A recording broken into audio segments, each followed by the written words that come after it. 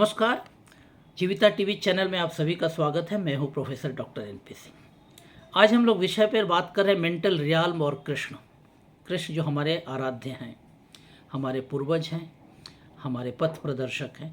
पिछले एपिसोड में हम लोग कृष्ण को और मेंटल रियाल्म पर बात किया था, लेकिन वहाँ पर हमारा विषय था उनके मक्खन खाने के, और मक्खन को हम लोगों ने चेतना से जोड़ा था कि मक्खन किस तरह हमारी चेतना से जोड़ते। आज हम लोग बात करेंगे मेंटल रियाल्म के साथ उनके बांसुरी बजाने के लिए। कहा जाता है कि आप जैसा हैं वैसा दिखते हैं, जितना भी नकाब लगा ले आप दिखेंगे वैसे। कृष्ण के जितने भी आप रूप देखें या जो उनका जितने भी तस्वीर या जो भी आप देखेंगे उनके व्यक्तित्व को, तो लगता है कि वो देख के उनके प्रति जो आकर्षण है या उनके बारे में जो गुण की बात की जाती है वो उनके चेहरे पर, उनके हाव भाव में दिखता है। यानी वो जब बांसुरी लेते हैं तो बांसुरी भी उन पे फबता है, या लगता है कि नहीं बांसुरी के लिए कृष्ण ही बने हैं या कृष्ण के लिए बांसुरी बनी है, कि दोनों एक दूसरे के पूरक लगते हैं। ऐसा नहीं लगता कि कोई किसी भी व्यक्ति ने बांसुरी ये ली। यानी कि बांसुरी जब वो लेते हैं तो उनके अंदर का निहित जो व्यक्तित्व है उसका पार्ट एंड पार्सल एक बांसुरी हो जाता है। यानी बांसुरी से आप अलग कृष्ण को नहीं मान सकते। उस समय कृष्ण के साथ बांसुरी उसी तरह उनका एक अपरिहार्य अंग दिखता है। ये महत्वपूर्ण है, और ये सबसे बड़ी चीज़ है कि आप जीवन में जो कुछ भी धारण करते हैं, चाहे जो कुछ भी, क्योंकि हमारी परंपरा में धारण करने की बात है, पहनने की बात नहीं है, लेने की बात नहीं है, पकड़ने की बात नहीं है, धारण करने की। तो जब अगर धारण करते हैं और उस तरह धारण करें कि वो आपके व्यक्तित्व का अंग हो जाए, तब आप लगता है कि वो आपके पार्ट एंड पार्सल है। ये कृष्ण करते हैं, और नहीं कर पाते तो फिर वही लोग बोलते हैं ये दिखावा कर रहे हैं। कृष्ण की बांसुरी जब होती है वो उनके अपरिहार्य पार्ट बन जाती है, और वो हमें भी बहुत कुछ सीख देती है। कृष्ण बांसुरी क्या है? बांसुरी एक पूरा अंदर से हॉलो एक ट्यूब है, मतलब उसके अंदर कुछ नहीं है, कुछ नहीं है, कुछ नहीं है, मतलब सिर्फ उसके अंदर एक जगह है, स्पेस है, और कुछ नहीं है। कृष्ण बताते, कृष्ण का जब वो अपरिहार्य अंग बनता है तो कृष्ण भी अंदर से कुछ नहीं है। यानी अंदर से कुछ नहीं है मतलब उनके अंदर कोई भी किसी भी तरह का वो भावना या वो कुछ भी नहीं है जो आपको प्रत्यक्ष या परोक्ष आपके प्रति आकर्षण या विकर्षण कुछ नहीं है। जब आप स्पेस में जाएंगे कुछ नहीं दिखता, आपको कुछ नहीं दिखता, पूरी ब्रह्मांड में कुछ नहीं है, लेकिन है, कुछ न होते हुए भी है, क्योंकि तब आपको लगता है कि यहाँ कुछ नहीं है। आप महसूस करते हैं कुछ नहीं है, लेकिन कुछ नहीं है महसूस करते हैं, तो ये महसूस ही बताता है कि यहाँ पे बहुत कुछ चीज़ है जो आप वहाँ कुछ दिख नहीं रहा। तो कुछ नहीं होने को समझना ये अनुभूति की बात है। ये आपकी ज्ञानेंद्रियों से आप नहीं समझते, ये अनुभूति से समझते हैं। तो कृष्ण की बांसुरी वो बताती है कि वो एक अनुभूति के व्यक्ति हैं, चेतना के वो स्तर है कि कृष्ण को अनुभूति कर सकते हैं। वो बांसुरी है कि उसके अंदर कुछ नहीं है लेकिन बहुत कुछ है, वो अनुभूति की जा सकती है, और वो बांसुरी उनका अंग बनता है। और उस बांसुरी को जब वो बजाते हैं तो वो अनुभूति जो अंदर, जो कृष्ण को हम बोल रहे हैं कि उनके अंदर कुछ नहीं है, यानी वो अनुभूति है जो अंदर, जिसको हम अपने ज्ञानेंद्रियों से नहीं समझ सकते, वो अनुभूति जब बांसुरी के रूप में निकलती है तो वो जो संगीत होती है सिर्फ व्यक्ति को नहीं, सिर्फ मनुष्य को नहीं, सिर्फ पुरुष और महिला को नहीं, जानवर को, पेड़ को, प्रकृति को, सबको भी कहीं ना कहीं वो सम्मोहित करती है। यानी कि वाइब्रेशन जब आती है, जब अनुभूत किसी चीज़ को करते हैं आप, जब ज्ञानेंद्रियां नहीं काम करती, तब आप भी समझते हैं कि कुछ अनुभूति हुई है। किसी के आने पर, किसी की उपस्थिति में बहुत अच्छा लगना, किसी की उपस्थिति में आप थोड़ा सा ऑकवर्ड फील करते हैं या अपने आप को महसूस करते हैं कि आपको कोई किसी की उपस्थिति में आपको अच्छा नहीं लगता है। ये जो ऑरा है, अगर आपके अंदर जो है वो कहीं ना कहीं रूप निखरेगा ही। तो आप अपने अंदर अगर उस तरह पूरी हॉलो कर दे रहे हैं कि वहाँ ऐसा कुछ भी नहीं है जो आपको कहीं भी आकर्षित या विकर्षित करते, उसके अंदर जो भी अनुभूति, अब उसको महसूस करने के लिए आपको अनुभूति की ज़रूरत होती है, और वो अनुभूति कृष्ण ही आपको दे सकते हैं।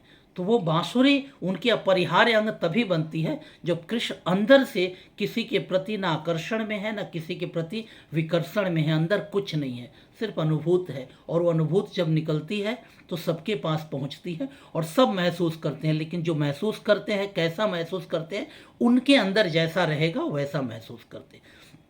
अगर आप पानी में चीनी मिलाएंगे तो मीठा होगा, अगर पानी में नमक मिलाएंगे तो नमकीन होगा, लेकिन आप दिखेगा। तो अंदर अगर गंदगी भरी है तो अनुभूत कहीं ना कहीं आपको गंदगी को या तो मिटाएगी या उस पर उद्वेलित करेगी। अब आप उससे सीखते हैं तो उससे हटेंगे, और नहीं सीखते हैं तो आप उसका प्रतिकार करके उसी नकारात्मकता में जाएंगे। तो कृष्ण के बांसुरी को अगर हम उस रूप में समझें कि बांसुरी जो है अंदर के उस चीज़ को निकालती है जो कुछ नहीं है, यानी वो अनुभूति है।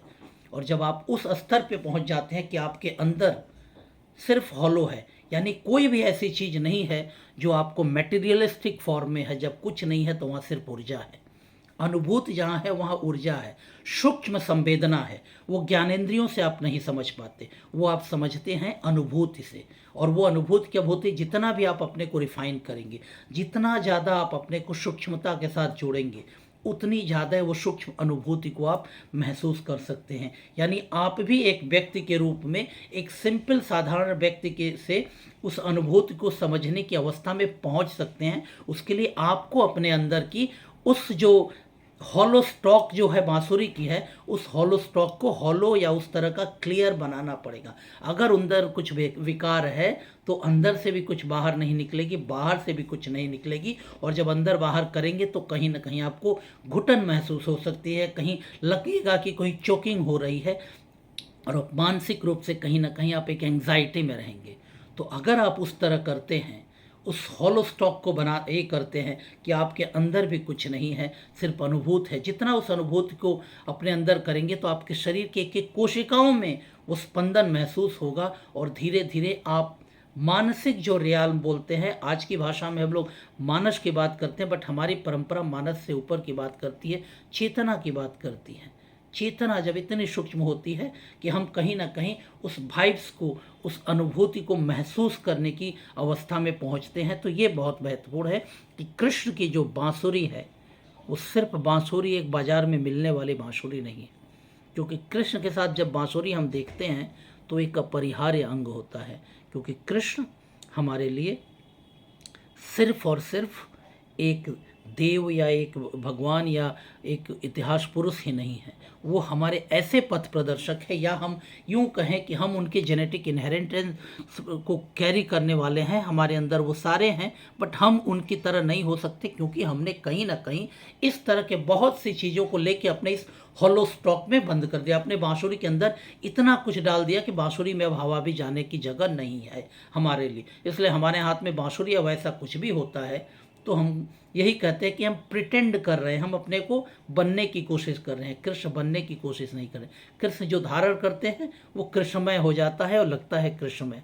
हम खुद को कृष्णमय अगर करें, और ये कृष्णमय करना सिर्फ भक्ति और ये सिर्फ पूजा और ये की बात नहीं है, कहीं ना कहीं एक व्यक्ति के रूप में, इस समाज के एक यूनिट के रूप में, एक देश, एक ब्रह्मांड या पूरे विश्व के एक इकाई के रूप में, एक इकाई जीव के रूप में, ये हमारा कर्तव्य है कि हम कृष्णमय हो, कृष्ण के उस चीज़ को धारण करें अपने अंदर को। वो बांसुरी के जिस तरह हॉलो स्टॉक है उसको हॉलो करें, कि ताकि हम उस अनुभूति को महसूस करें और उस अनुभूति को अपने अंदर फैलने दे। तब हम उस, जब फैलेगा वो, तब हमारे जो मानसिक या चेतना है वो और ज़्यादा निखर कर सामने आएगी। तो मेंटल हेल्थ के लिए, मेंटल हार्मनी के लिए ये बहुत ज़रूरी है कि कृष्ण के इस चीज़ को हम अपने जीवन में धारण करने की कोशिश करें। इसका मतलब ये नहीं है कि आप भी बांसुरी बजाएं, नहीं बजा देंगे, लेकिन बांसुरी जो उनका प्रतीक है कि जब उनके अंदर से निकलता है तो वो सम्मोहित करता है। तो वो जब आपके अंदर से कुछ निकले तो अंदर ऐसा कुछ नहीं है कि उस अनुभूति को वो निकलने में बाधा दे, या अनुभूति को कहीं ना कहीं परवर्ट करे या कलुषित करे कि जो अनुभूति आपके निकल रही है कुछ न कुछ विकार के साथ निकले। इसलिए आपके अंदर को वो शुद्ध करना है, हॉलो स्टॉक की तरह बनाना है, ये बहुत महत्वपूर्ण है। और इसके लिए ज़रूरी है कि आप इस चीज़ को अपने मानसिक स्तर पर समझे कि नहीं हमको ये लेना है। यानी आप पहले ये स्वीकार करें कि आप वो नहीं बन पा रहे हैं, तो आपके अंदर की वो हॉलो स्टॉक कहीं न कहीं ऑब्स्ट्रक्टेड है, कहीं ना कहीं कलुषित है, कहीं ना कहीं ऐसी चीज़ें हैं जो आपको उस तरफ बढ़ने नहीं दे रही, और वो कहीं ना कहीं आपकी चेतना को, आपके कॉग्निशन को, आपके इंटेलेक्ट को, आपके ब्रिलियंस को, आपके मेंटल हार्मोनियस एक्टिविटी को इंटरफेयर कर रही है नेगेटिवली। तो इससे बचना है तो आप भी कहीं ना कहीं अपने आप को कृष्ण के साथ जोड़िए, और कृष्ण के साथ जोड़ के आप भी धारण करने की कोशिश करिए कि आपके अंदर ये हो। तो आज का हमारा विषय था कि कृष्ण के बांसुरी को लेकर हम कैसे अपने मेंटल रियाल्म को बैलेंस कर सकते हैं और ये कर सकते हैं। और पिछले एपिसोड में हम लोगों ने बात की थी उनके मक्खन खाने की, तो ये एक बहुत महत्वपूर्ण है। आगे हम लोग और कुछ विषयों पर इस पर बात करेंगे कि कृष्ण के किस चीज़ को हमारे जीवन में, विशेषकर हमारे मानसिक स्वास्थ्य के रूप में या समाज में हम एक व्यक्ति के रूप में अपने आप को कैसे बैलेंस स्थापित करें, हमें प्रभावित करता है। तो उस पर बात करते रहेंगे, लेकिन आज के विषय पर इतना ही। आप सभी से फिर निवेदन है कि आप इस चैनल को लाइक करें, सब्सक्राइब करें, शेयर करें, और आगे किस विषय पर सुनना चाहते हैं बिल्कुल लिखें और अपनी राय अवश्य दें। तो आज के लिए इतना ही। सभी को नमस्कार। स्वस्थ रहिए, सानंद रहिए, और अपने मेंटल रियाल्म को इस तरह बनाइए कि आपके भी अंदर वो कृष्ण का वो जो रूप है या कृष्ण का वो प्रभाव है कुछ दिखे। तो बहुत बहुत धन्यवाद।